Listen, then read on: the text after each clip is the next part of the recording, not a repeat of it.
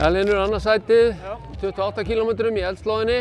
Segðu okkur aðeins frá hérna, þetta er fiskið sem er keppt. Hvernig er brautin og hvernig var aðstæður í dag? Brautin er nú ekki erfið en jú, það er rosalega blautt. En hérna vel mest og fínir stígar svona mesta leiðina. Já. En hérna svo koma svona drullukaflar sem það var hérna að dansa. Já. Einhver sérstakur staður sem var svona erfiður? Já, brekkan hérna upp hérna, hún er alveg skelfileg Já, baka leiðinni. Drull á sleip? Já.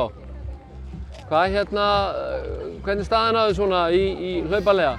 Plön og svona? Bara ágætt, það er náttúrulega engin plön frekar því öðrum. Nei. Jú, ég ætla bara að vera hérna, halda mér hröðum og sjá svo bara til næsta ári. Já, sjá bara hvað gerist í hlaupunum. Já.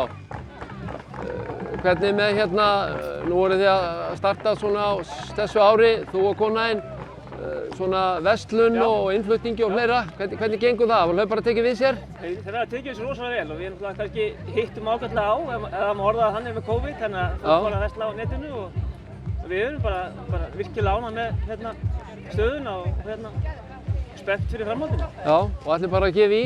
Algjörlega. Við sáum að það var þörf, þannig að við finnum það, fólk er ánægð með þetta, þannig að við ætlum bara höldum ótrúið áfram. Frábært, og þú bara sáttu við daginn í dag? Algjörlega. Frábær leið og virkilega vel á þessum staði.